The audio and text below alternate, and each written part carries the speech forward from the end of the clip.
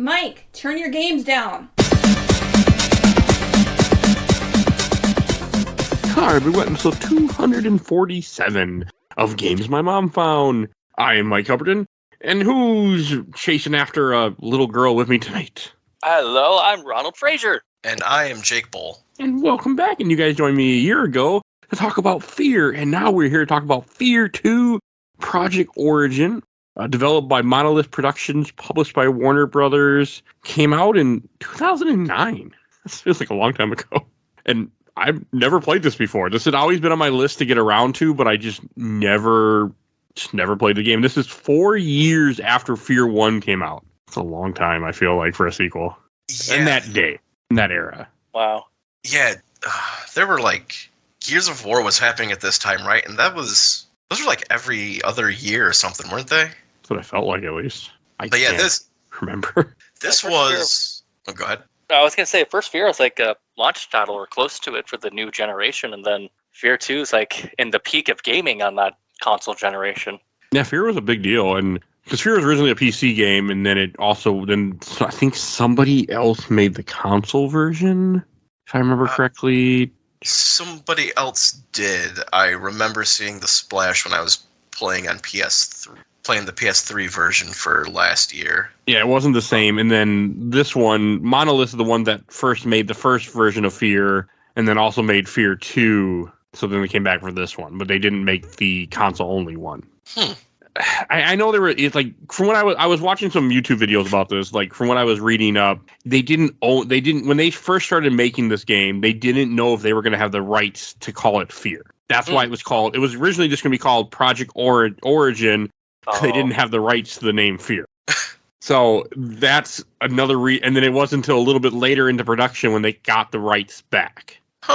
Because Vivendi owned the rights to F.E.A.R, and then Vivendi was like, I think either going out of business or just wanted to sell it. And then Warner Brothers bought it, and then that's how this game became F.E.A.R 2. Oh, yeah, I forgot that Vivendi Universal published the first one.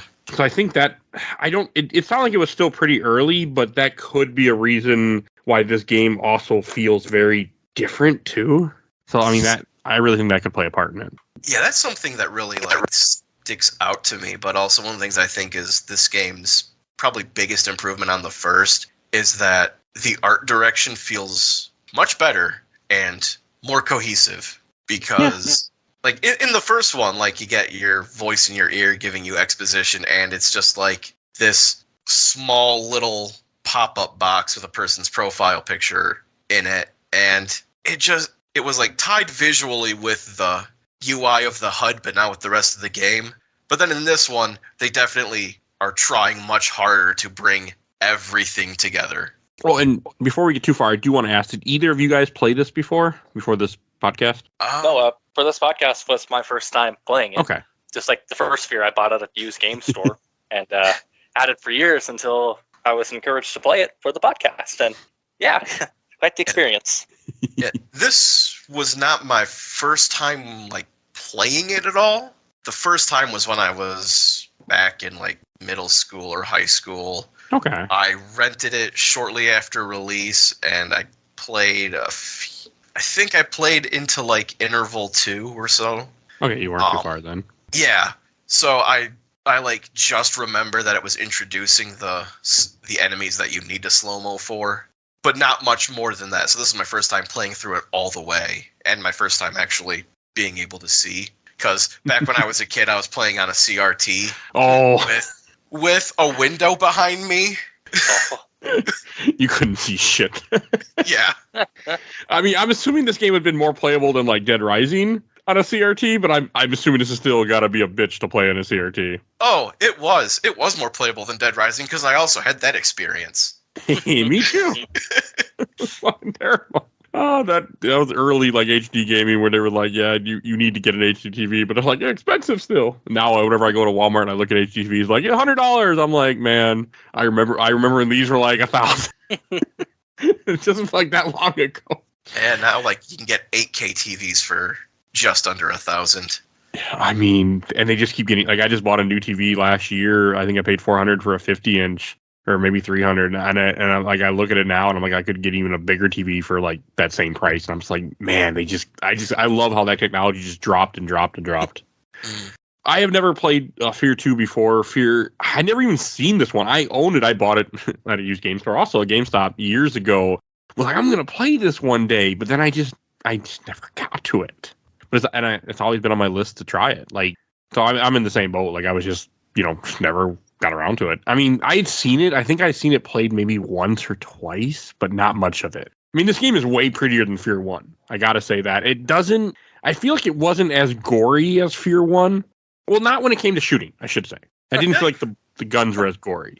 It kind of had its moments. Like, there were definitely a few times where, like, I would shotgun someone in the face and their entire body would turn into a red cloud.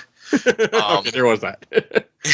But maybe it's just because the art is more colorful and more, like, complex. It's not gray everywhere, so... it's not as ugly. Yeah, so the pops of red don't stand out as much. But it even then still seems like it was kind of toned down. You also couldn't stake people to the wall as easily, so that made me sad. Mm-hmm. I think that's why I made that comment just now that I'm thinking about it. Because when I would go to stake people, they would go to the wall. I'm like, oh, it's not the same. I want them just to, like, fly to the wall, and I love that. I want to see, like, the arm just jittering back and forth at the elbow. I love staking. It wasn't the same staking somebody in this game. Like, when you get the gun, I'm just like, this doesn't feel as, like, sexy and powerful as it did in the first game. But everything else feels better. Yeah, no, it actually has more of a cohesive story, even though you're not playing as the same character for some reason. You're not Point Man. You're some random new guy. Mm-hmm. I mean, you're not playing F.E.A.R for the story, I feel. So, I wasn't here for the story. I was just here because I'm like, I want to play F.E.A.R. And here's the next game. No, as I was playing, I was, like, trying to pay attention to the story because, like, I was so big into the first one. Like, I played the playable DLC, and I was just like, 12, 13, very easily impressed.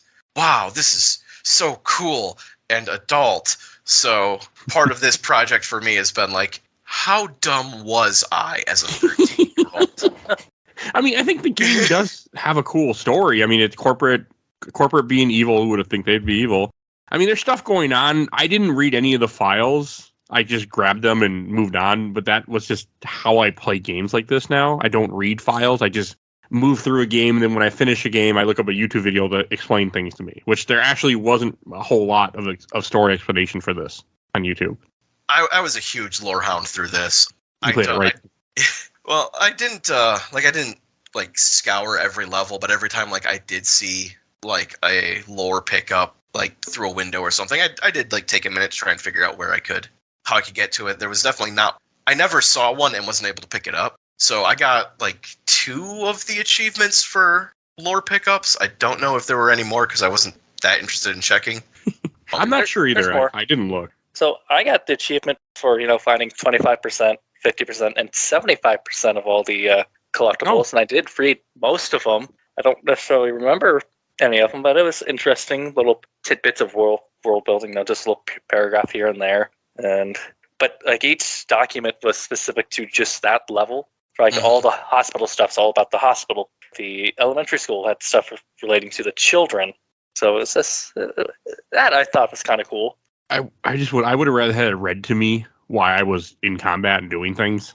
But that's, again, this is a me problem. This isn't the game problem. Like, it's fine that it has you read it. I mean, I'm glad that you guys were getting more out of it than I was. I was also in a time crunch. I mean, that's a personal problem. That wasn't the game's fault that I was trying to time crunch this game in, and I was in a different city at the time too. So I was really like, I don't have a whole lot of time to sit here and play PC game. I need to do this now. So that was part of it too. So that, again, not the game's fault. That's the reason why I didn't read. I don't know. I was more like, I just really enjoyed the shooting, and I just enjoyed running through the world a lot. Yeah, that part is still good as ever, and yeah, it feels good. The guns feel good. I didn't run out of ammo in this game. Like, I think I did when we did F.E.A.R 1 last year. I feel like I ran out of ammo a couple times where I had to use cheats. Like, I didn't have to cheat in this game. I was able to constantly get ammo. I mean, I did have to switch up my guns, which I don't mind a first-person shooter where, like, okay, you had this gun, use it a ton. Well, now the enemies have this gun. Okay, we just switch guns. I use their gun, and I'm fine. Like, that didn't bother me that the game made me do that. Yeah, even then, like, I think I only ran 2 guns dry, and that was near the end of the game. I was just, like, relying on the auto shotgun a lot and just happened to run out. And then the missile launcher during one of the above-ground city sections. That's fair. They don't give you... They don't give you a lot of ammo for the rocket launcher. Did you guys play this on easy or normal or hard? I think I played on easy because I did notice that on normal, they are not shy about enemy lethality. That's what I heard. I played on hard. Ooh. Wow. That's what the game recommended I play on, and I did it, and it was mostly a smooth experience. I would say there are certain sections that made me regret playing on hard, but I kept on the same difficulty the entire way through. There's like the underground train segment. I really dislike that section on hard. I can believe that. Ammo-wise, I was pretty good. Mainly used like the assault rifle, shotgun combo, sniper rifles needed, and I think I also kept a rocket launcher in my back. If I ran out of ammo, it was early in the game when there weren't many weapons, like the SMG pistol, so my experience was pretty good within those regards. It's just a lot of the times I was out of armor or health pickups to use.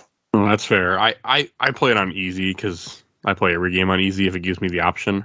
Yeah, I did die a couple times, so and I wasn't rushing. I was trying to play pretty careful. Like when I actually was playing and shooting, like I was trying to play a little bit more strategic. I didn't use a time shift at first because I didn't felt I needed it, and then like halfway through the game's like, yeah, you need this now. When it introduced the clones, when the clones came back, that's when I needed it. Because they're a lot harder than the like what police guys or whatever the hell whatever you're fighting at first. Yeah, the Black Ops folks.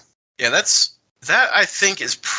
there's a part of me that wants to say that whole sequence is probably some of the best parts in the game, just because, like, by the second time you encounter the failed test subjects, fighting them is getting kind of rote, but I liked the novelty when you encountered them of like, needing to use the... slow down? Yeah, using the slow-mo in order just to, like, make them move at a normal pace so you can line up a shot on them. Yeah. I didn't do that at first. I killed a few before I clicked. I'm like, why am I not just slow-mo? And then I'm like, oh, this is simple now.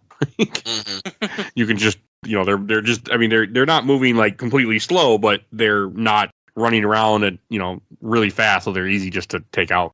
And also, if we want to talk a little bit like about the story that is happening and that they do put in your face, we should. Is Colonel Vanek Jesse Ventura? He sure as hell looks like Jesse Ventura from the 80s. I didn't look it up to see if... I doubt it. I can't believe it, actually. They would have got him to do a voiceover.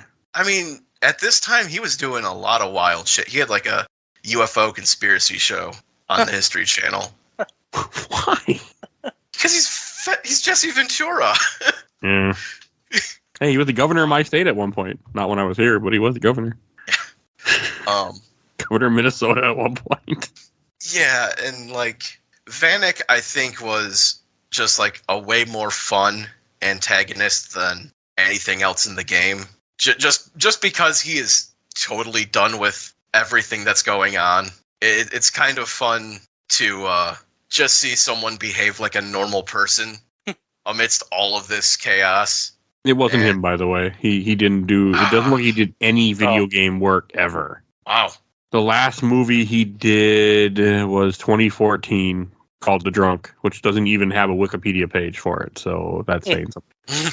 And then the other three of the roles he did were just him playing himself and playing himself. Master of Disguise, Joe Somebody, and Ready to Rumble. So he wasn't doing a whole lot, it looked like, at least movie-wise and stuff, but yeah, he's kind of crazy, I think, too. He also did not age well. Whenever I see pictures of him now, I'm like, man, yeah. But I guess that's what happens when you do a lot of steroids in your life. So, yeah, there's your fun Jesse Ventura fact nobody asked for. But you are right. It does look like him it really does look like him. I didn't even think about that because I don't think about it. I never really think about Jesse Ventura. I've also haven't watched enough 80s movies, like the few he was in, or I was never a wrestling fan. So, growing up, I watched Predator way more than any 10-year-old probably should. So, that makes sense. Yeah, like, as soon as, like, you see Vanek's face, I'm like, oh, this is a Jesse Ventura character, like top to bottom, like not just the face, but his attitude. It was a lot of fun. And when the story gets rid of him, I was sad because just like the looming promise of being able to put my boot in his ass was like one of the more fun notions keeping me going forward. And then he becomes your antagonist pretty early in the game. I think it's interval 2 or 3 when you go in that machine, which essentially is a trap to alert Alma that you're around here and get your attention. Which you don't know that, but that's what the corporation is actually up to. They're trying to attract Alma, I think, is what it was. Or something like, I mean, I don't want to get to the ending yet, but essentially the whole idea is that whatever the ending was, the corporation lady that you're sent in to rescue is trying to make happen. She's not on your side. Yeah. Like you think she is. Yeah, and like this... Like, because I was such a lore hound, this is kind of a thing that's a big problem in, I think, a lot of games of that time and still today, where, like, if you are finding those lore collectibles, you know that when it happens, is a thing you absolutely should not do. As the player, you know, this is not what I should be doing at all. This is going to make the situation worse. But thou must. Well, he's not reading any of the manuals, just like I wasn't. Just doing what he's told. I mean, I don't even remember what your name is Beckett, I think, which doesn't matter in this. Yeah. You're just a guy. But no, to go back to the Jesse Ventura guy, you are right. Like, he does. I haven't seen Predator. I've seen Predator like maybe once. Okay, I've seen Predator a couple times when I was a kid, but not a whole lot, and I don't really remember much of it because that movie creeped me out as a kid. I was a scaredy kid when it came to movies, and I've seen Running Man like once in my life in high school when I was in high school, and I graduated back in 2006. So that should tell you how long it's been a while. So I don't. But now that you mention it, like more I'm just watching a cutscene with him too. Like it does feel like that. I mean, he's your antagonist for a good chunk of the game, but then you finally murder him. But I'm glad they didn't do the way of like some games would have made you do like a stupid shootout where he has a ton of health, but they just do a quick time event. Yeah, an early quick time event, kind of. It didn't feel great on a mouse because I just had to like shake my mouse back and forth and hit the right button or something. I did, but still, it was fine. Yeah, it was always fun seeing him just randomly pop out throughout the levels, and it's like, oh yeah, it's this guy. Let's fight him a little. Yeah, just seeing his face show up on a TV screen so he can curse at you. Yeah, he was a good antagonist. It was good to have like you have the guards that are being sent after you, and they never feel too difficult either. Like the security force, I mean, they felt like good fodder. Mm-hmm. Mm-hmm. If I remember correctly, it's him that the Jesse Ventura guy releases the clones on you. Yes, yes, he did. Which isn't that what kills him too in the end? Almost like they just start wrecking his own forces. Basically, yeah. Okay. So yeah, I didn't really get that. I'm like, okay, whatever. I mean, they're not the smartest people, so that's fine. I mean, another thing that I do want to mention, I don't know if you guys had the same problem, is this game felt very dark to me when I was playing it. Like I had a hard time seeing what I was doing. Oh no, it absolutely was. Okay, I played in a hotel room for a good chunk of this playthrough, so like I had like the lights off, but there was still like sunlight from the window. I couldn't completely make it as dark as I could in my basement, and I remember just like when I didn't have the flashlight, like I couldn't see shit. Oh yeah.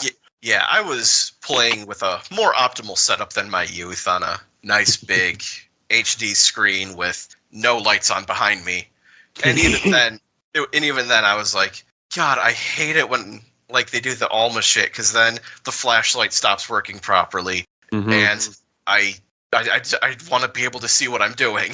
No, that's completely fair, and it was just I don't like really dark games anymore. Like I'm having the same problem with Undead Nightmare that I'm playing, where I just can't see what I'm doing sometimes. That bothers me. And I'm not playing that on a PC. Unfortunately, I'm playing that on a big screen TV, but just I guess too much lighting. I also messed with the brightness in the game. It got a little bit better. Because I'm one of those people when I play horror games, I turn the brightness up all the way a lot of times because I don't want to be scared.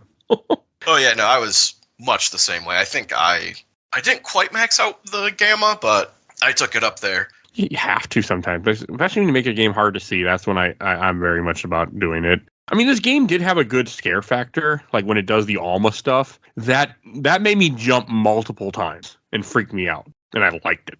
Because it didn't affect gameplay. It didn't make the game harder. It wasn't like, oh shit, I got to deal with Alma now, and we got to waste ammo and health. It was just like, you're going to watch a weird scene, or she's just going to be appearing randomly in front of you walking, or she's just going to murder a guy that might have been a problem for you, and like just little stuff like that, and I really appreciated it.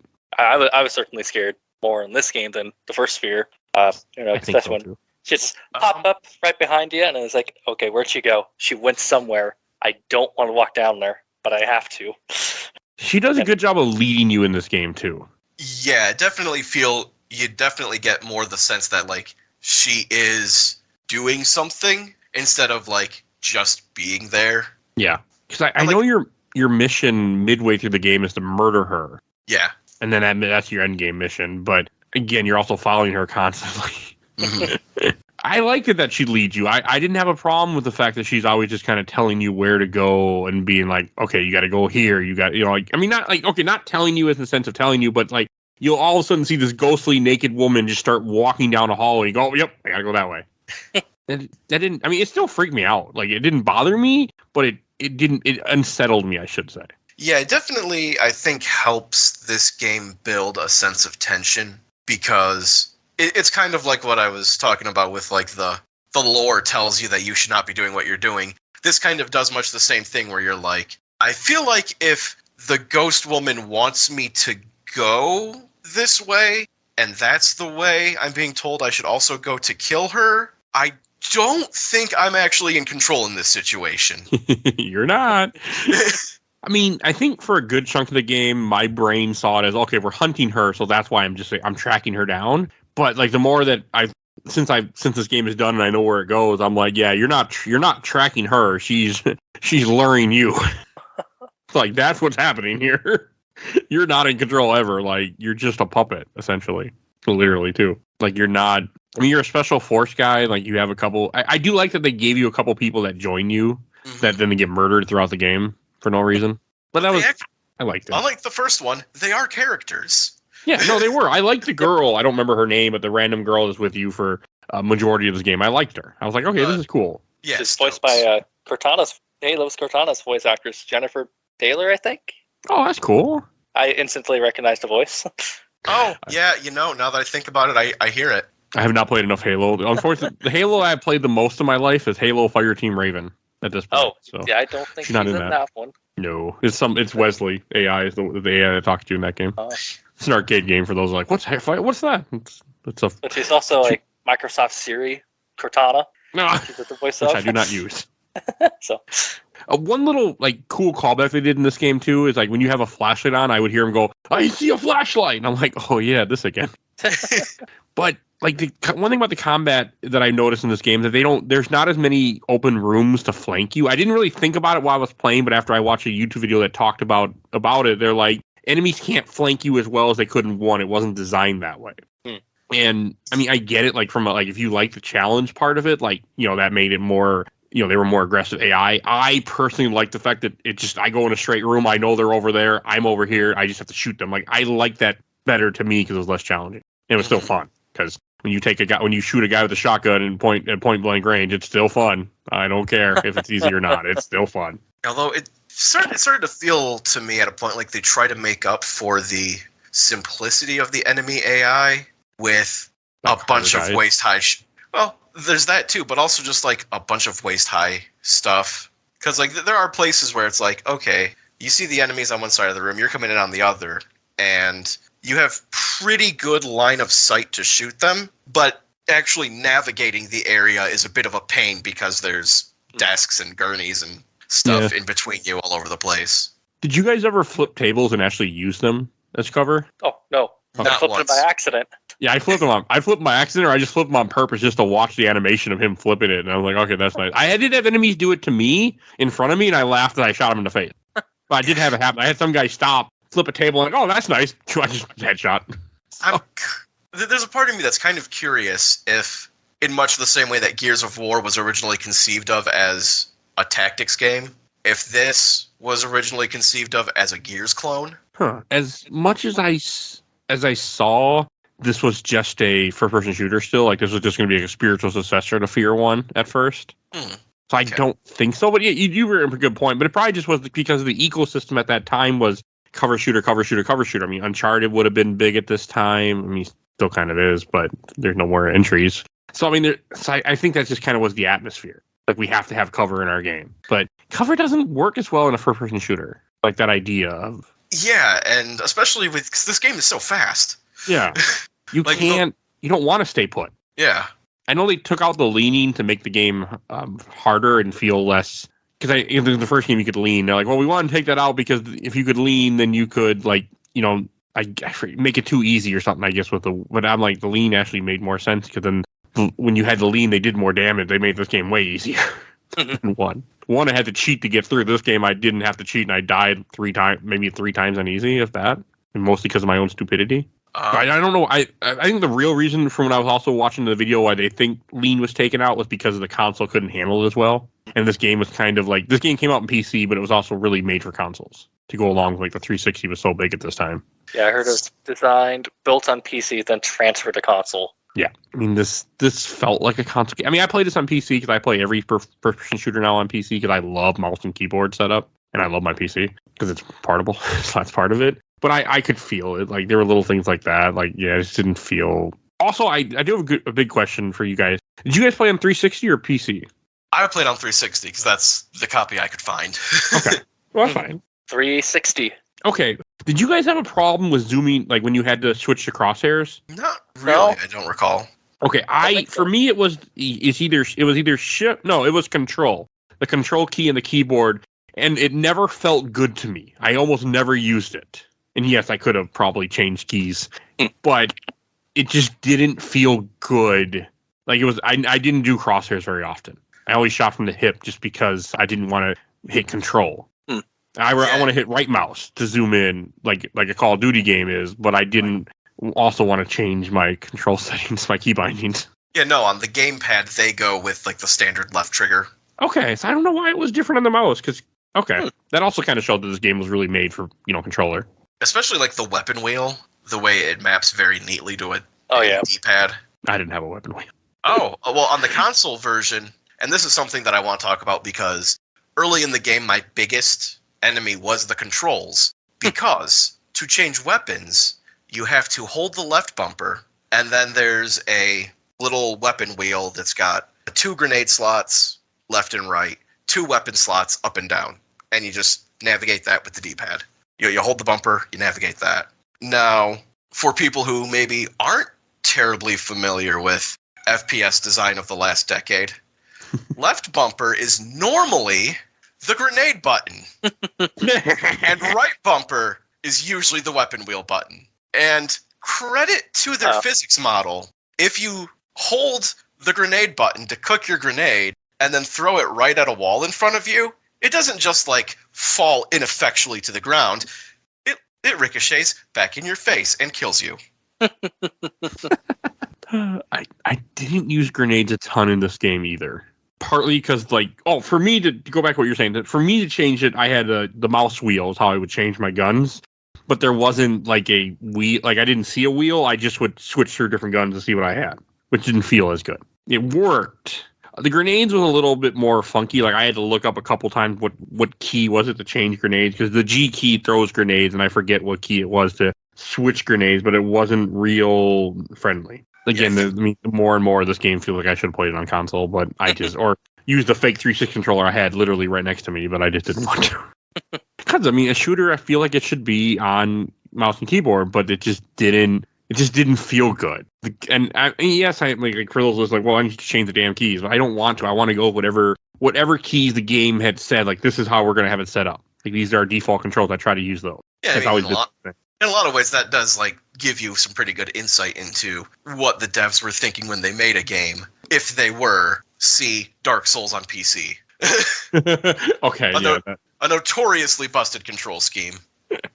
Yeah, something that I know you got to bind it. I just didn't expect it with this, since I thought this was a PC, game designed for PC, like F.E.A.R 1 was. Because F.E.A.R 1, I don't remember how it, but I remember it played well. Like, I don't think I had complaints. Go listen to the episode to hear what I said. I don't remember, but I don't think I had complaints with the crosshairs. I feel like I did crosshairs a lot in that game, but I don't remember. I just never did it. Even the changing time, I didn't do as much in this game as I would have liked to, because for me it was the shift key. But after a while, I got used to it. But it just control was just not fun to want to go into crosshairs, and then alt was the run button. I didn't run a whole lot in this game, but that was okay. That didn't really bother me. I didn't really have a problem with that one.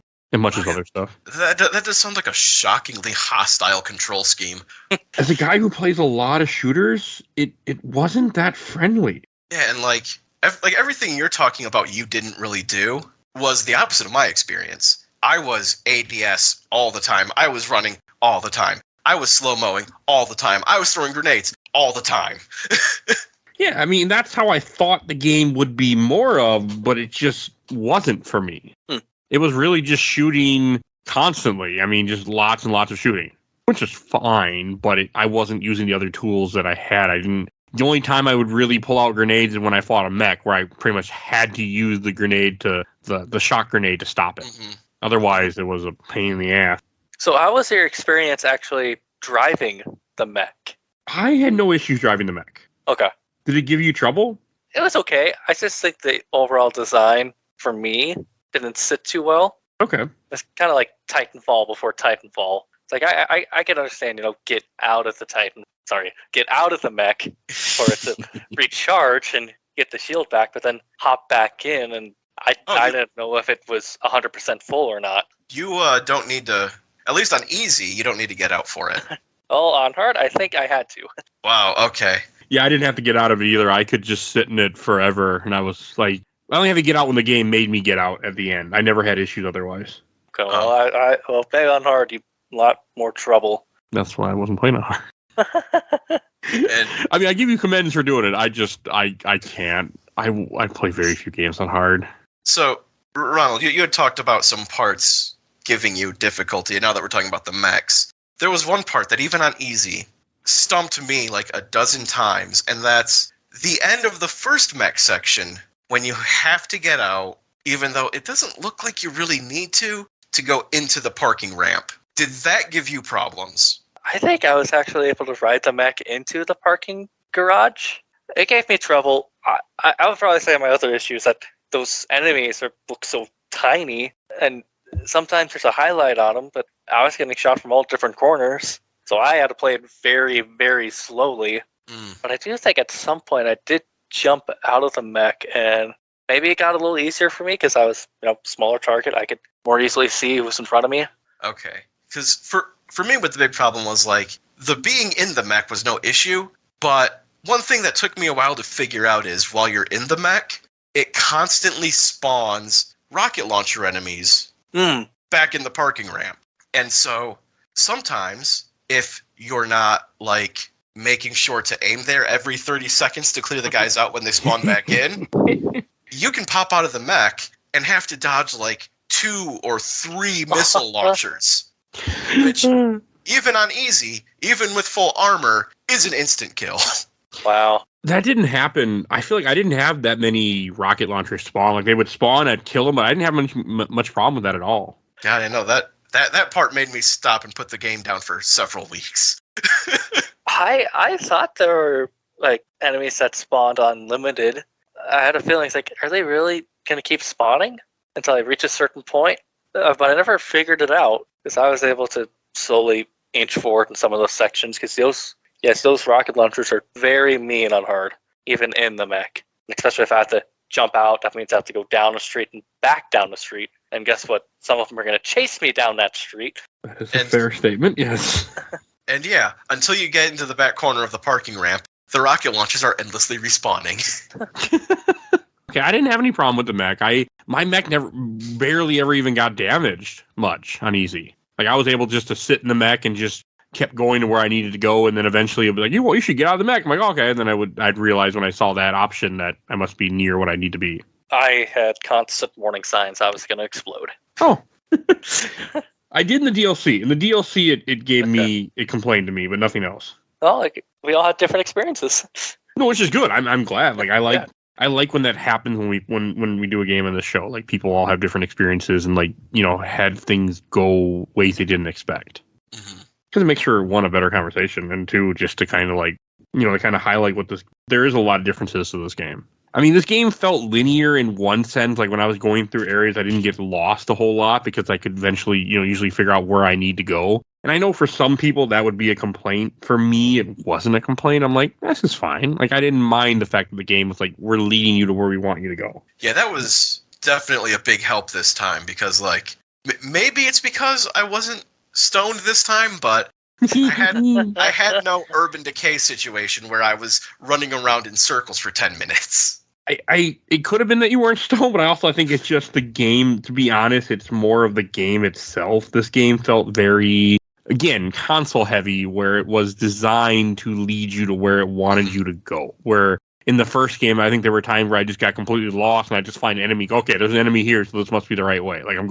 This game did a much friendlier job of showing you where to go and what to do. But then again, I think you need that because the 360 era. When I think of 360, I think of lots of games where there are tons of markers saying, go here, do this. This is where, and personally, I love that. I'm a big person and I'm a big fan of games where, this is where you need to go. This is the icon. Here you go. If you don't want to turn it off, but we're going to show you what to do so you play our game. And I appreciate that more than wandering around getting lost. Respect my time. So that's all. It just was. It was very, and it felt natural. Even though I knew the game was leading me places, it didn't feel like it as much. It didn't feel like handheld. The game was holding my hand.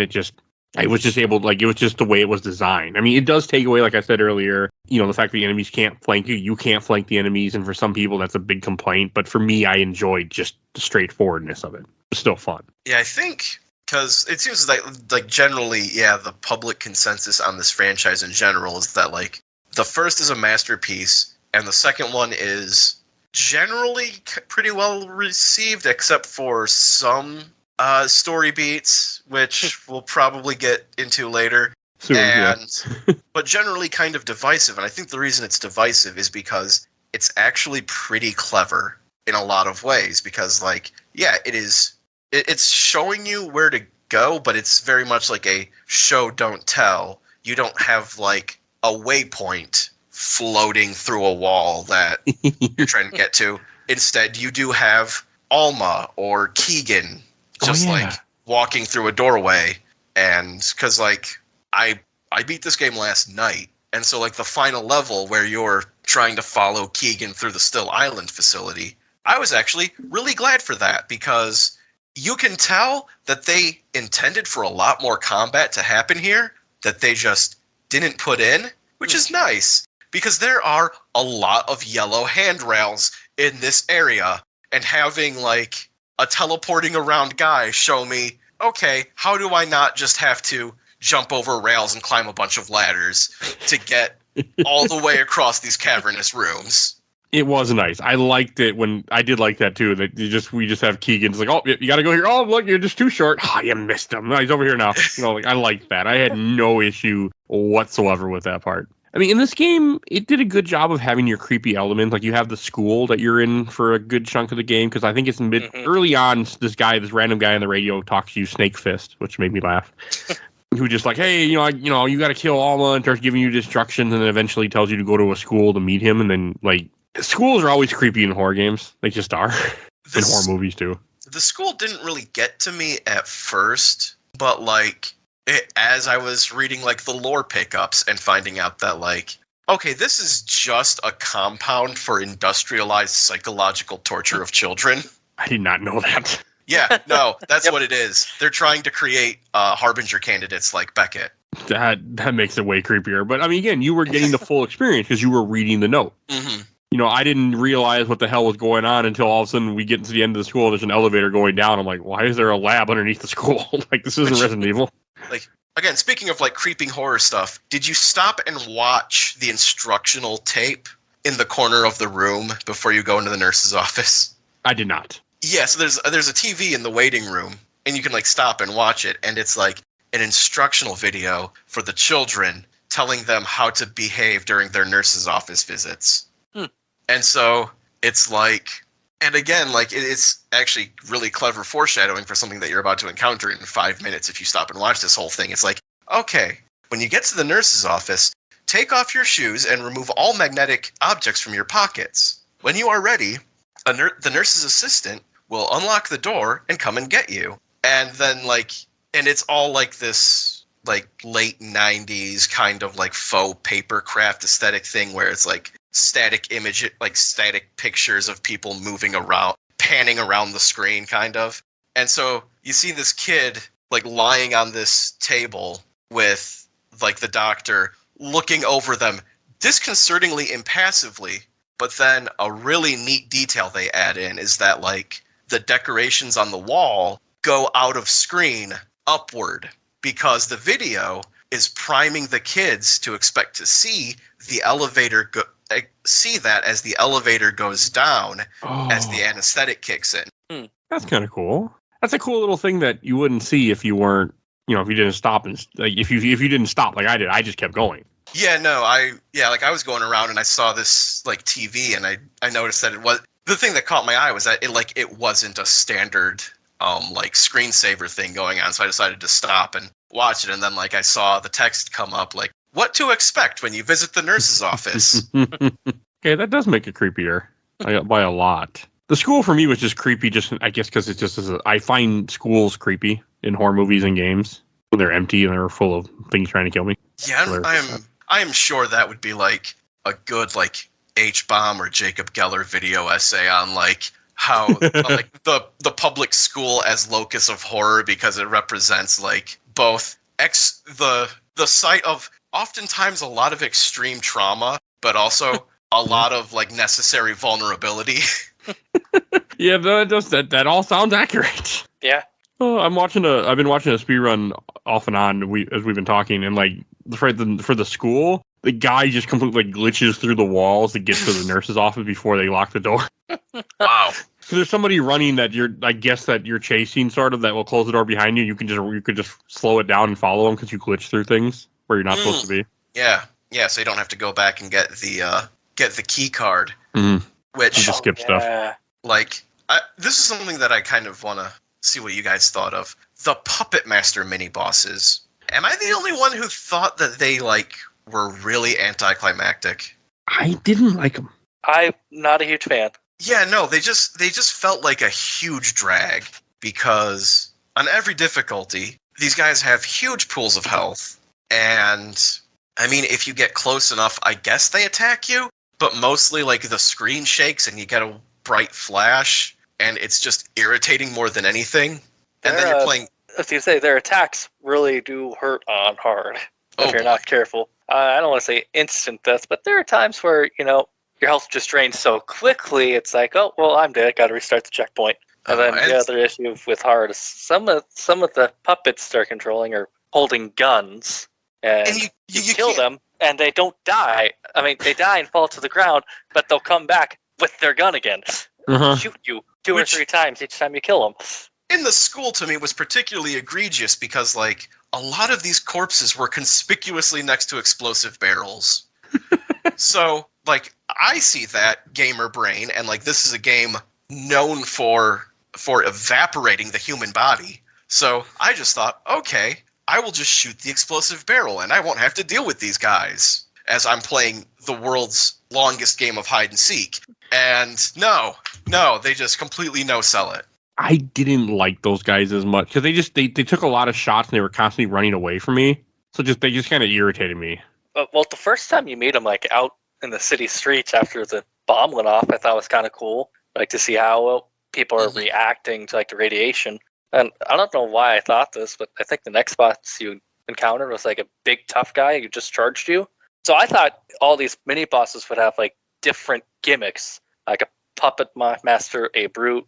That's fair. But then there's another puppet master, and I was like, well, this is dumb, and it's a whole bunch of small offices placed together, and people with guns who won't disintegrate.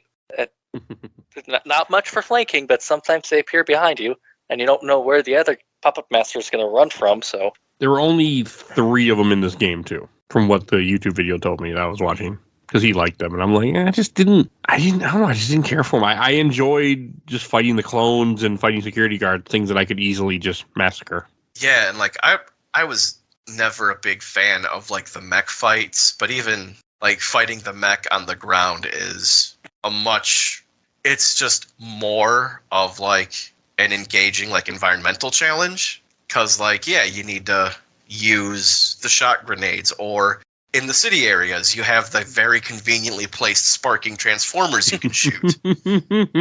You needed that though. Fighting a mech without a mech was, I mean, even on easy, it was a hell of a fight sometimes. Mm-hmm. Like I was like, this is hard. I mean, I know the first mech you run into is like in a basement when you're waiting on an elevator, and like that was like, I'm like, this was a lot. And then you fight a couple more. You talk about in the streets, like, yeah, you had the transformer, but it didn't stop them. It just stunned them for a bit. Mm-hmm. They were tough. I think this game does a good job of transitioning like from level to level, where you're constantly like you're just traveling. It kind of feels like you're just traveling through a real world. Like something happens, you get into an APC at certain points, and you drive somewhere. Then something happens, you get out of the APC, but it never feels like you're teleporting. It just feels like you're just trying to get through to this one destination, and I like that. I appreciated that a lot. Yeah, I definitely noticed that because I'm an architecture and level design dork, I suppose, that a lot of the interiors still felt weirdly artificial, which like makes a lot of sense in the fake hospital early on in the game. That was actually like the first time I look at a skylight and see that, oh, it's just like an LED screen hanging off of a wall. I was like, oh, okay, so this definitely might just intentionally be a maze. So that was also something that I found striking, but the fact that like you're not spending like a quarter of the game navigating a sewer plant and then miles and miles of samey office cubicle farms was a very welcome pace, even if you probably literally do spend similar proportions of the game like in like Ruined City and subway tunnels and the school and the secret hospital. I really like how there's, outside of like the big set pieces of the fake hospital and the school, there is this constant like up and down give and take between the environment types that kept it from feeling like a drag in the way that the first one could. That's fair. And as I forgot about when I'm watching videos, this game had 2 mandatory turret scenes because it's the 360 era. We got to have your mandatory turret scenes. But they didn't bother me in this game. Both felt kind of good. Like when you're in the APC and the APC crashes into the subway, crashes into the road, you got to like. They both felt fine when you had them. Like they didn't bother me. They didn't feel tacked on. They felt like, okay, this makes sense.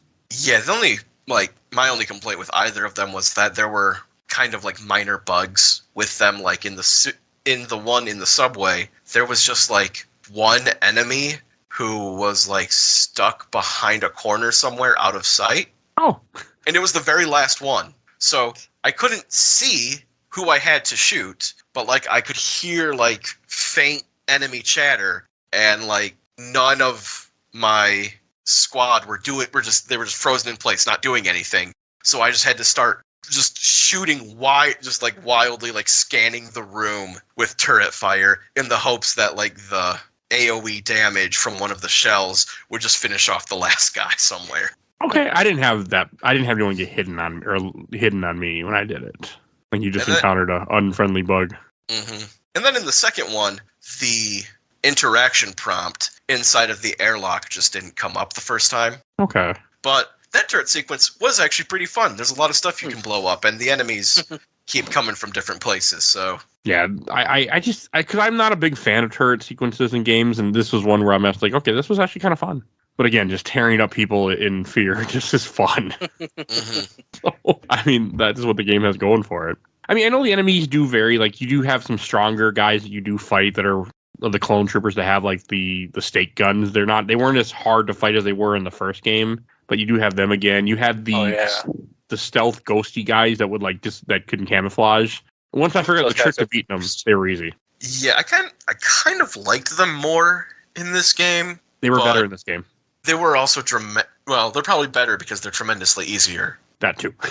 Well, I mean, I would just slow-mo and just gun them down, and because again, I mean, it makes sense if maybe I watched too much Star Trek over the years and too much science fiction, but if you're something that can go stealth, you should have no armor because that's what you're sacrificing for the stealth. Mm-hmm. You know, if you play a game where you're a character that can camouflage, you're meant to not be seen. You're not going to be very strong. So an enemy that can camouflage itself should not be a freaking bullet sponge. It just goes against the idea of what you're having. Mm-hmm. So that's just how I feel about that. So I was okay with the fact that they weren't very difficult. Yep, they're super effective on Earth. I'll admit that. I'm not surprised. Meanwhile, on easy, their very presence is vaguely comical because they're just coming out of nowhere to try to engage you in just like GoldenEye split screen slappers only. That's a fair way to put it. That's how it felt. Like, oh, we're gonna smack you. Oh, you are, huh? Freeze time. All right, shotgun loaded. Let's see how you handle this. Yeah, I'll see them flicker on the other side of the room. It's like, oh no, where's the health pack? Where's the armor? I mean, they're not too hard to kill, but sometimes you just have like half a second to react to them. No, I can get that completely. Did you have any issue with health packs, like finding health packs throughout the game on hard? I think it was effective. I don't want to say I was always running out, but because I was always running out, I was always picking them up. Okay. Dropping. Enemies do drop. Some of them will drop like their little health vial. They'll give you some health. It felt like the game recognized that when you needed it and would drop it. Yeah, and it's like sometimes I wish I had more, but it's like always in the next room, always pushing forward. Just have to be even more careful with how I'm handling this situation. This one fight where maybe we have to stay back a little bit, take it even slower. Just like I said, I don't want to say it was super grindy, but most of the game I was able just to kind of breeze through. Okay, well that's good. I would max out in health packs sometimes, but often enough I was picking them up. Like the game did a good job where I never felt like, okay, I'm just screwed, which is what I feel like with Fear. What happened to me in Fear 1, because I know I had to cheat in Fear 1, and I think it's because I just got screwed completely and I just couldn't go forward. I was having a hard time. It was the train section where I felt screwed. That's fair. Also, this game doesn't have built-in cheat codes like Fear 1 did. Because Fear 1 on PC had built-in cheat codes you could just type in. This game, I would have had to download a trainer that I could have then enhanced it with to do it. Like this game wasn't built that way, which I appreciate, because when you have cheat codes built in, you're usually like, we know we're hard, so we're going to give you the tools to get through it. Like an RTS. Okay, but yeah, and then it never, I always felt like I was finding enough health packs, finding enough armor. I mean, enemies didn't drop a lot of health for me because I usually wasn't hurting, just because I was uneasy. But like when I was, all of a sudden there'd be a bunch of health packs drop me, and I appreciate when games do that. Just the mechs. The mechs kill. I died from the mechs, and I died at one point when I didn't want to use a sniper because I didn't know how to zoom in the sniper rifle, and then the game's like, if you don't do this, you're going to die. So I had to look at the controls. I couldn't remember it was shift key or control. But that was a me problem, not the game's problem. Yeah, I was trying to say there's another section or two I struggled on hard, but I just don't remember them right now. It's been a few weeks since I've finished the game. Yeah, the train section I definitely do remember the most. The train section, the ending train section was kind of fun. I mean, that was the one part where it just felt like I was just like fighting an endless amount of guys, but you're near the end of the game, so it's okay. Mm-hmm. I think I'm watching a video right now, and I know one part, I guess you had to like, when you're trying to get to the train that goes to the island, like you're at like the bomb site or something. Is that where the nuke went off? Yeah, it's a train. So there's like two trains going down a tunnel, and they're like platforms, and the platforms lift and move. So you're on one train, and there's a train on the left side of you going forward, and enemies would spawn there. But enemies would also spawn on the train platform you're on. So you're getting attacked from two different locations. But then the train on the left will move, so the enemies are shooting down at you. And that was really, really rough, and I feel like they're doing a lot of damage to me and just trying to find any type of cover. Yeah, there wasn't a whole lot of cover on that train. Yeah, so... But it's essentially the last big shootout before the game is over. Yeah, I didn't know that going in. No, I know. The game definitely slows down after that, besides the ACP waterworks area where Alma's located. With the game completely. Like, I like that you kind of know that you're getting near the end of the game. Like, because I wasn't really looking up a lot of stuff about this game. You could feel like story wise and everything you're getting near the end of the game, and that was I appreciated that. Yeah, it feels like you take every step in this game to get to the end. Yeah, like you're heading towards the same plan the entire time, and I felt it did a good way of doing it. It also I appreciate that. The train, again, it just reminded me, this game really made me think of Resident Evil, because you're in like underground labs and stuff, and it's a bad corporation that's doing evil things and trying to cover up their tracks. And I mean, in this game, I think you also are a little bit more sympathetic to Alma as you're reading all like the story, where you find out that she was just a tortured girl, and then you find out in the first game, but it does more in this game, in the notes, if you're reading them, which I was not. This corporation's trying to make more people for her to use. I'm like, wow. I mean, they're also trying to like, I mean, you don't find this out to the end, but the whole point of the story is to get you there so you can impregnate her. Yeah. So, I mean, that's the whole point. I thought that was interesting. And when you finally get to the end, doesn't the woman commander that's with you, she dies finally, right? She gets shot by the corporation. She got killed by the original lady you were going after. To rescue. Which I forgot about. Yes, to rescue. But then I think Alma ends up killing her. And then you get locked in a chair that you purposely sat in thinking it would kill Alma, even because you were tricked. And then Alma touches her belly and she's pregnant. It's an effective ending, for sure. It gets a response out of everyone. It was very odd. Mm-hmm. That's the one thing I did like and notice, because right before this started, I actually played like the last boss fight and saw the ending. It's like, at the very beginning of the game, it tells you you're going to do this thing, and at the very end, it happens. So fail, but they told you it's going to happen anyway. So, yeah. Okay. I just wasn't I wasn't expecting that to be the ending. I wasn't expecting him to essentially pregnate the character that is kind of like the demon in this whole game. Because she was like only 5 years old in the first game, and this game takes place moments after that game, and she's older. She was already older in the first game. It's just that you only see her as a child. Her age changes like 5 times. Like I think it takes place in the 80s or started in the 80s, but then it takes place in present year 2009. It's confusing. No, they didn't really know what they were. I think it was a combination. We're not sure how to do this, and it's just kind of it's a weird ending. I mean, there are a couple parts in this game where you go into the other like the psychedelic world or something where you're in a brown haze and you just shoot things and disappear, stuff like that, off and on. Yeah, because you see Alma a couple times and you quote-unquote fight her, which makes this part's, when you see her, in my mind, at least more effective because you don't know if you're going to fight her or not. Because she'll just magically appear and be like, nope, we're going to fight each other, do the dirty deed, and nope, I'm going to shoot my gun in your face. Except for the ending. Yeah, I was really surprised when, that happened. That you essentially lose. Everything you're doing was just to help out Alma, not to further your mission, which was to kill Alma. Mm-hmm. It just ends. That's where the DLC comes in. I have not played the DLC, so... You didn't miss much. Okay. But I will. There's a little bit of story. So at the very end of the scene is you're sitting in a chair, and then the chair closes, and you failed, essentially. As almost pregnant with your baby, apparently. So you can make another psychedelic baby. Yeah, which, that ending sequence is, the thing that burned a lot of my goodwill towards this game, because during that weird final boss fight in your mind, you might have noted that there are shots cutting back to Alma, and the thing which wasn't necessarily immediate clear because her arms are going all over the place is that those are Beckett's POV of Alma riding him. That just made it worse. Yep. Yeah. That made it completely worse. Yeah.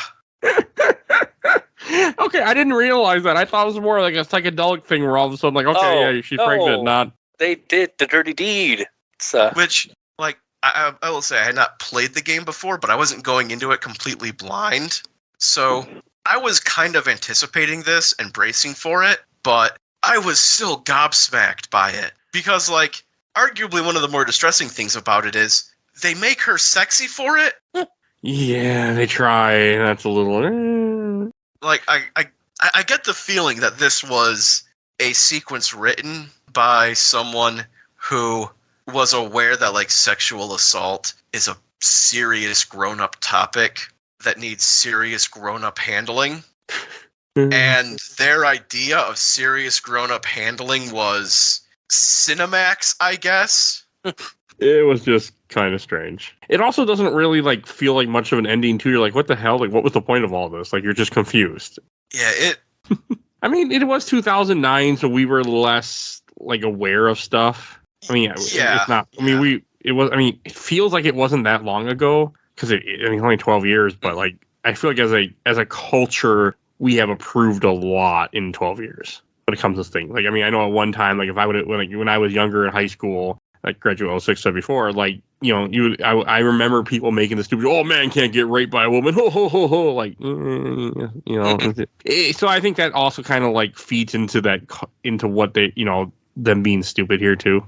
Yeah, which is I'm sure if I had played through and beaten the game the first time I played it when I was probably 13 or 14, I'm sure I would have walked away from it being oh man, that's like profound and messed up, man.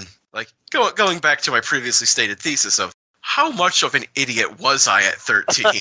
I mean, we all are. Okay, let's not. I mean, I made so many jokes that I thought were funny when I was in middle school and high school that I go back and I would never utter those words again. So yeah, no, we were stupid. It's just us and culture. Yeah. Plus, I mean, depending on like, I'm 35 currently. Like, you know, you look back like 15 years ago, like 20 years ago, you know, or when I was 15. Like, I mean, like the things that were, I remember like people, you know, just comments people would make that I'm not going to make on here. Like, you know, that was just normal things I would not say nowadays because it's insult. And when I know when I talked to one of my old high school friends a couple years ago and we were playing a game and he used some of the slurs we used as kids, I'm like, we're 30 now. Like, what? Why? Like, I get it. We're like 13, 15, but we're 30. What are we doing here? So, yeah, it's just grow up. I guess that's the best way to put it. Yeah. I guess if any franchise, I would argue if any franchise had like the cachet to merit like a remake and would probably benefit the most from one, I think the F.E.A.R franchise would. But then I had to question, does the F.E.A.R franchise have any cultural cachet after F.E.A.R 3? It did have an online game, an online-only game that didn't last long, that wasn't that great from what I was hearing. Wow. Is that F.E.A.R 3 or is that a different game? It's a different game altogether. Okay, because I thought there were like 4 F.E.A.R games. No, there's well, technically, the online game is technically a game, but each one becomes more obscure. F.E.A.R 3 is the last main entry, and then there's just an online-only game that came out made by someone completely different that didn't last very long before they shut it down. But that's it. I mean, and for the Reborn, you're not playing as Point Man or Beckett. You're playing as a clone that starts getting talked to by, I don't really know who was talking to him, to be honest. Fettle. But you end up working with the clones at first, and you end up betraying the clones. So then they're hunting you too because you were told to kill them or you were framed. I don't really remember it. It only lasted an hour, and I played it through really quick.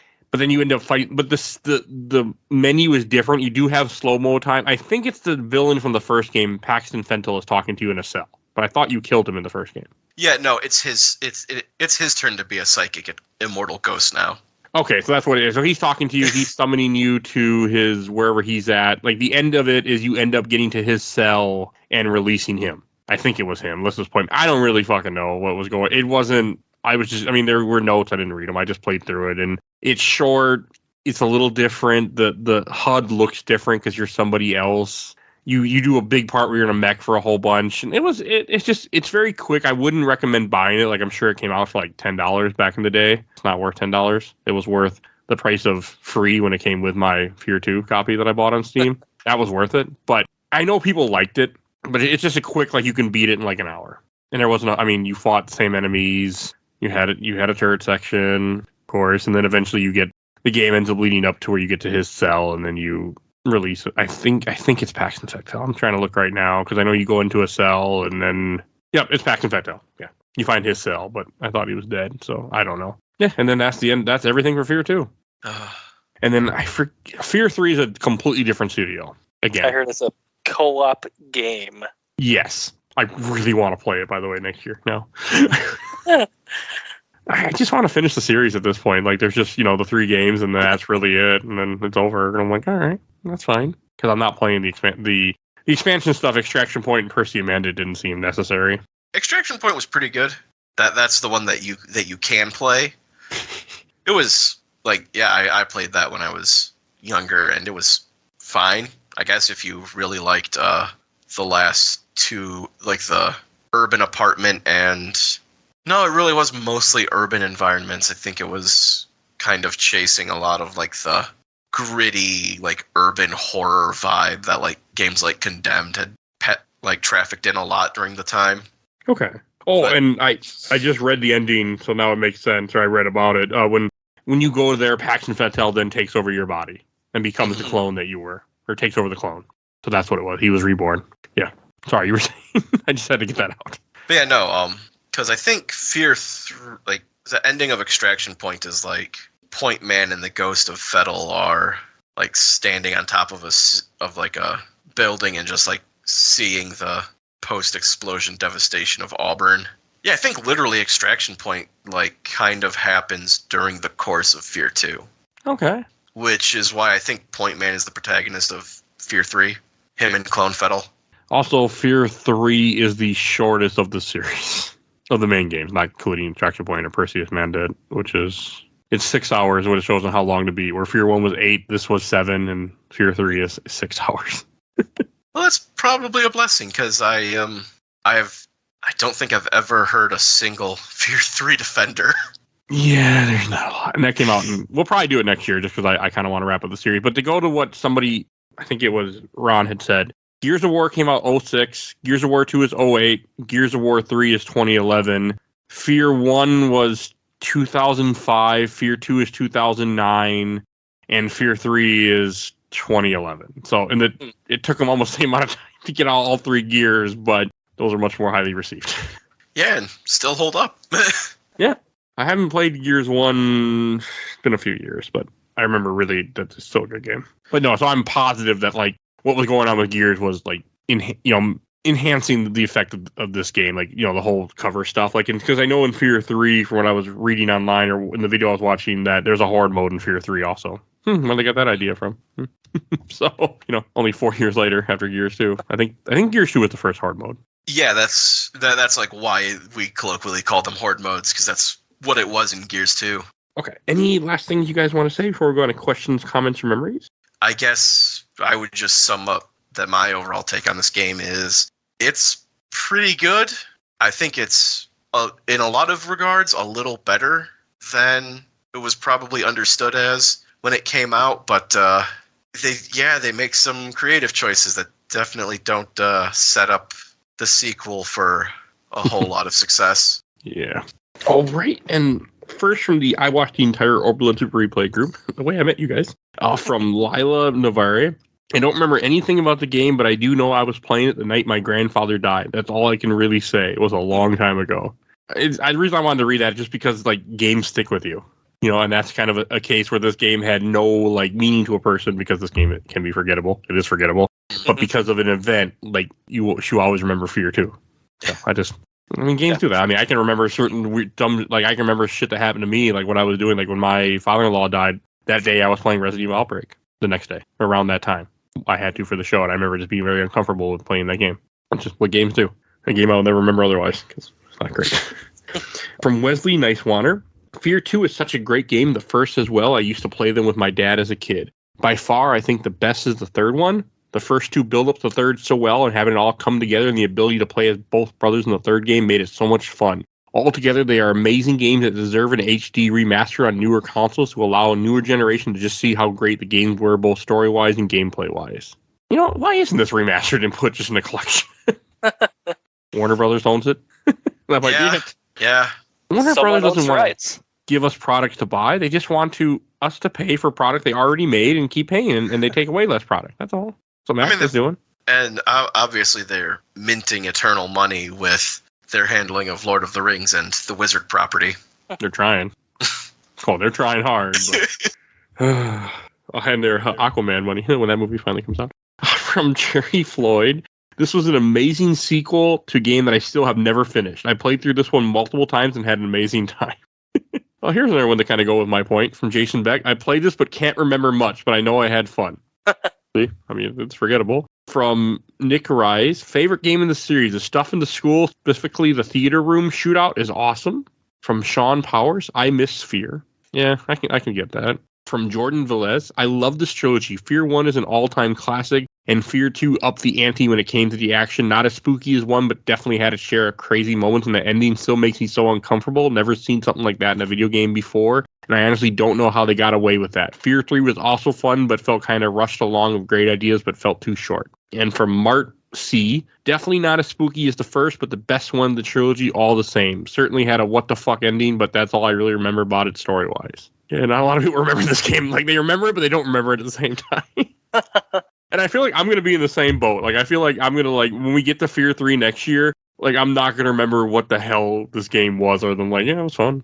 But, I mean, I think that's not a problem for a game. Like, it's okay, a game, to be, like, if you had fun while you're playing it, you enjoyed the experience, there's nothing wrong with it being forgettable as time goes, I think. Yeah, and, like, there's a term that I think I first, like, saw in Game Informer or something, like this idea of the Citizen Kane of gaming, and like people putting BioShock up on that pedestal, and then like if you revisit BioShock today, it's not that timeless. It's better than BioShock Infinite.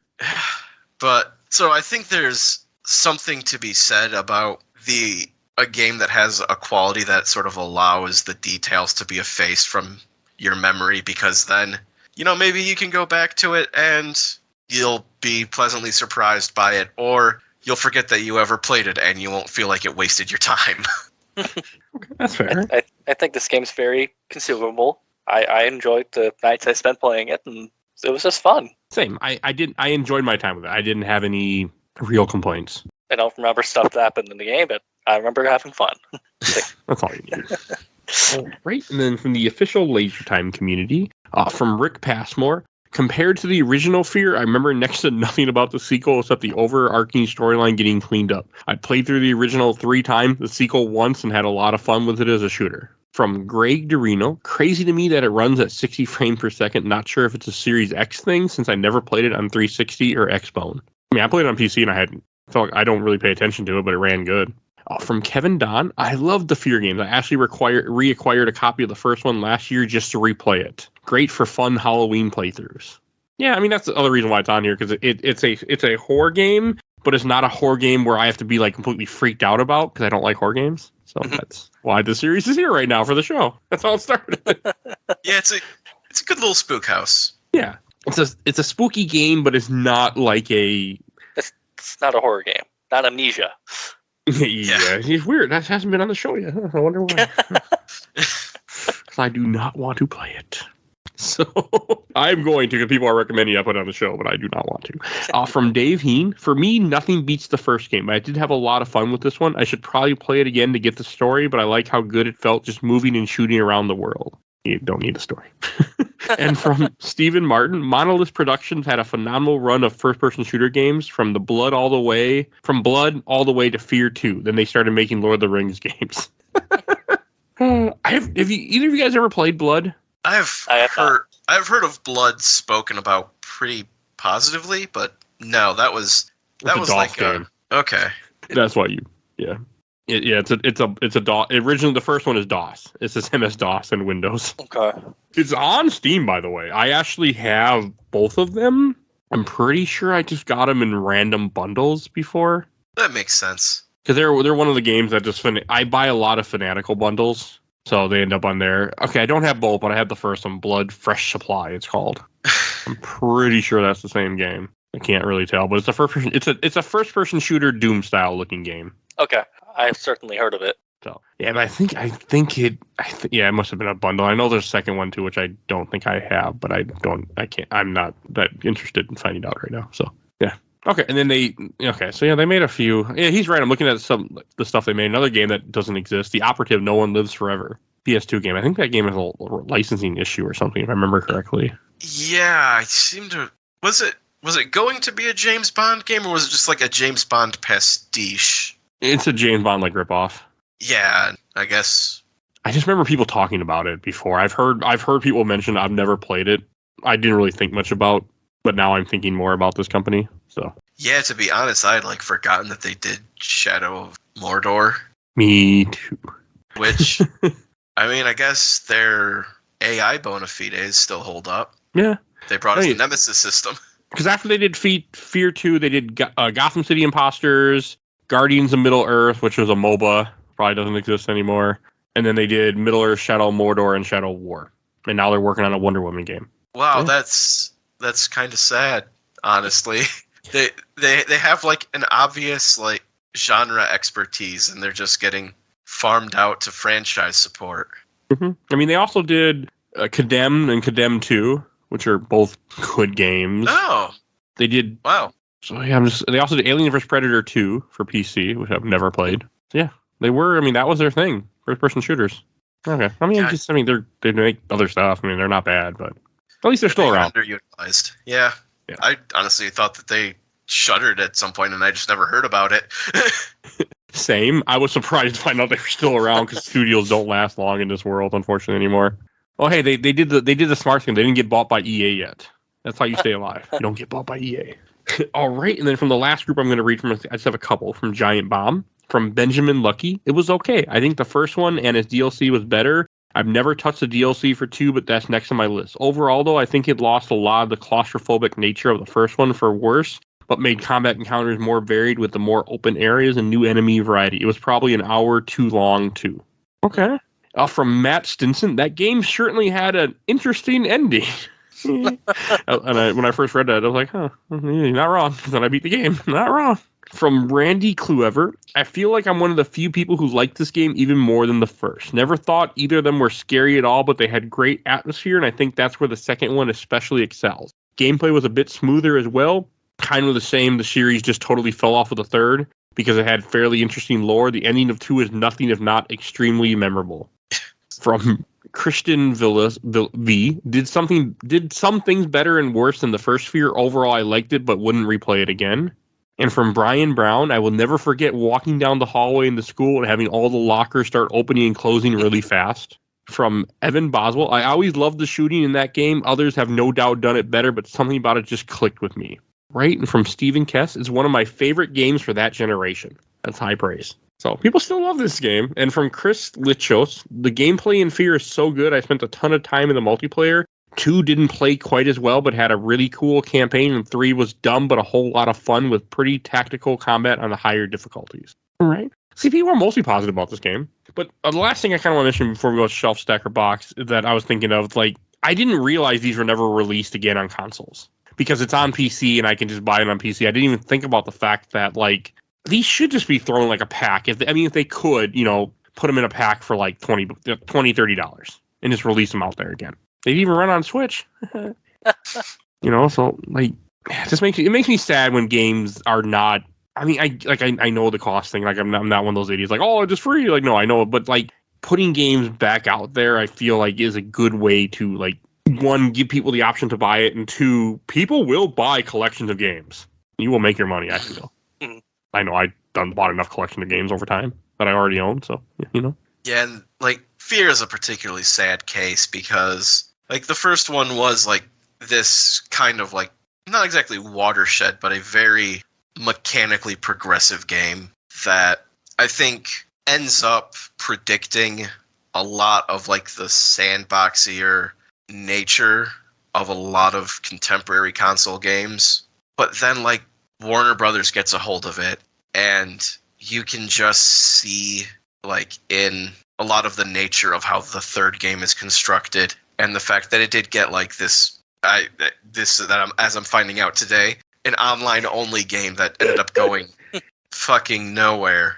That the franchise was just getting abused by corporate mandate, and that's always sad to see, especially from a developer like Monolith, who, yeah, they have a history of interesting and engaging games, but yeah, now they're working franchise support, and, like, it's just sad. And the other studio that makes F.E.A.R. 3 day one, they don't even exist anymore. They changed their name. I think they're still around, but they have a different name now, and they just all that shows up on here is they worked on F.E.A.R. 3, to be announced Reign of Thunder, and they've just been working on World of Tanks since 2014. And that's it. But at least they're still in it. Is World of Tanks people still play that? Like, that's still around? My understanding, they still play it. Oh, okay. Yeah, no, do not underestimate the capacity for tank weirdos to just attach themselves to whatever tank weirdo fuel they can get their hands on. I'm just surprised it still exists, because I remember a friend of mine telling me, hey, her son was playing it when he was like 6 or so. He liked playing an Xbox 360 or something, and that was a long time ago. So I'm just like, I didn't realize it was still around. I'm like, people's like, wow, it's still here. I mean, and on YouTube, I found a video somebody just posted 9 hours ago at the time of this recording, so it's still being played in September 24th of 2023. And hey, War Thunder, still leaking state secrets. All right. And before we go to Shelf Stacker Box, I want to give out a Steam code, because I have codes I need to get off my phone. So you guys will get the code today for Soul B Light. This is a Steam code. I have no idea what Soul B Light is, so here you go. The code is 0QXY 7 PIL4BNJVO or 0R. That is your code for Soul Be Light on Steam. Whatever the hell that is. You're welcome. I just know I own it and I got a code for it in a bundle and I like, well, I'll just give it away in the show. That's what I do. All right, and then we'll go to Shelf Stacker Box. And I'll go first. I'm going to put this game in the stack. I enjoyed it. I had fun, but I don't know. I mean, I probably wouldn't play it again, but it wasn't a bad time at all. It was a fun game. Yeah, that's going on the stack. What about you, Ron? Stacking is keeping it, and shelving is keeping it on the shelf. A shelf something you really like, stack means something you enjoyed, but not as much, and box means something you dislike. Okay, so yeah, I'm just going to keep it on the shelf. I like it, but I'm not a huge fan of it. I don't know when I'll play it again, but I do want to keep it and play it sometime in the future. And and just to clarify, for some reason my brain was stupid. It wasn't Soul Be Light, it's Soul Blight. I don't know why my brain could not read it that way. So yes. And Jake, what about you? Like, I will say I have been like much more guarded in how I talk about the ending of this game today than I was last night when I was talking to some friends about it. Well, it's sexual assault, and that's not always. It's hard to talk about in a public forum when you are recorded. I've done it many times at this point, so I completely get it. Yeah, and I think I can see. I'm going to give them the benefit of the doubt and say that they were going for something positive. They kind of fumbled it pretty hard. So I'm not as hot on the game overall as I had been in like the 7 or whatever hours I'd played leading up to that last little bit. But overall, I'd probably shelve it because, if I like just put that out of my mind and know to just stop playing before then, because like I actually really liked the tram set piece. I thought it was pretty fun. So hey, that's a good high note to end on. Okay. To be fair, I didn't even realize that was what was happening when I beat this a couple days ago. It didn't click. Yeah, no, I just thought she psychically got pregnant because of like she touches her belly. I'm like, oh, okay, and I didn't really think much about it. I didn't realize that what was actually happening. Yeah, no, like I knew the pregnancy thing was coming, and then like when I saw the way that like she climbs on Beckett, I'm like, wait, no, they're not. And then like it does the cutbacks, and I'm like, that look, what was that? Oh. 2009. I mean, it's the only reason why I bring up years is that years really affect the way that things were portrayed and how people thought about it. That's why I bring up years for people. Like people wonder why I always say that because it helps to know the context of what was happening if it was actually meant to be negative or positive or what they were going for. Yeah, like I'm sure that this game has like better like politics around sexual assault than say any given episode of South Park that released that year. Yes, that's fair. That's completely fair. South Park doesn't seem like it would be friendly to anything ever. All right. And I should mention what we're going to be talking about next week. Next week is actually another Monolith game. I'm talking about the first Condemned. You can hear on the show next week. All right. So I already beat it. It holds up, by the way. It holds up. I didn't realize that came out after they did F.E.A.R 1, but before they did F.E.A.R 2. But so yeah, you can hear me talking about Condemned. And if you enjoyed this episode, you can find over 500 other episodes of Games My Mom Found, all on our YouTube, on our Podbean and YouTube. Everything's on YouTube too, but you can, but audio only. But go on Podbean. Go on Podbean. You can search in there and see what different episodes we've done. We do comics, movies, TV shows, all sorts of stuff. Whatever, top 10s, whatever convince people convince me to talk about. So definitely go through our giant catalog. We've done tons of content. We did the first F.E.A.R. Definitely go check that out also.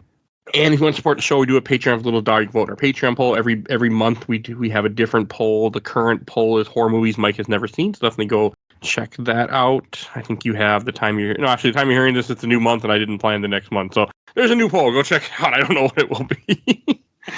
And we do have a Discord. If you want to chat with us, please join our Discord. You see the link in the show note.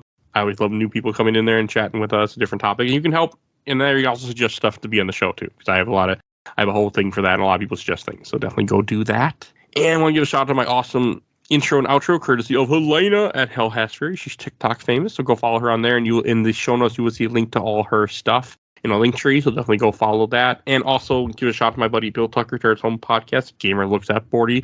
Definitely go check him out. You see a link in the show notes to his show too. And please follow us on Facebook, Instagram, Threads, Twitter, Blue Sky, and on YouTube, audio only, but we are on all those places. You can find us, and we will see you guys next time. Bye, everybody.